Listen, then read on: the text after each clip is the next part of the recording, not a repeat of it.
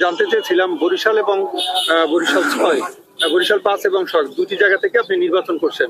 তো এই নির্বাচনে আপনাকে সবাইকে দেখি গানম্যান নিয়ে চলে, কিন্তু আপনি একাই চলেন। তো ওই জায়গাটা থেকে তার মানে কি নিরাপদ?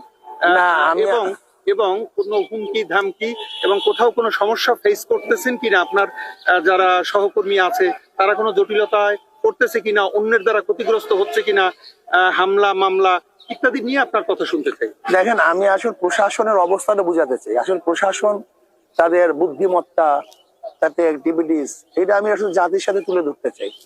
দেখেন, আজকে বরিশালে ৫ এবং বরিশাল ৬ আসনের আশা করা যায় ইনশাআল্লাহ হাত পাকা নির্বাচিত হবে বলেই জনগণ মনে করে।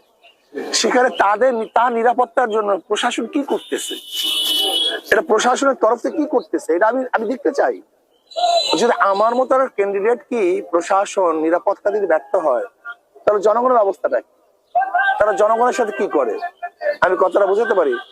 এর জন্য আমরা চাইতেছি যে প্রশাসন দেখুক যে আসলে নিরাপত্তা কিভাবে দিতে হয়, কিভাবে সমস্ত মানুষকে হেফাজত করতে হয়, এটা প্রশাসন দায় দায়িত্ব নিতে হবে। আমার মনে হয় প্রশাসন কোনো দিকে ঝুঁকে গেছে।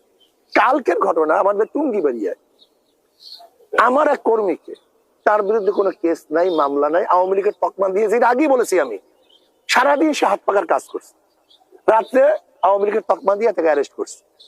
আলহামদুলিল্লাহ কমিশনার সাহেব এখানে ভূমিকা ভালো পালন করেছে। আমি কমিশনারকে বলছি যে যদি এরকম করা হয় তো আমি কি নির্বাচন ছেড়ে দেবো, আমি তাকে বলছি না হুজুর আমি দেখতেছি।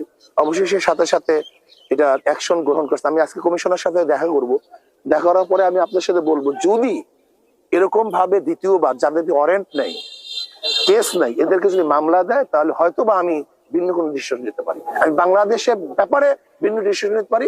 নিশ্চয়ই নির্বাচন লেভেল ফিল হবে না, এই প্রশাসনের মাধ্যমে তার অন্যদিকে এই পুরা ভোটের ব্যাপারটা কি অন্যদিকে ঘুরিয়ে দেওয়ার একটা ষড়যন্ত্র চলতেছে বলে আমি মনে করি।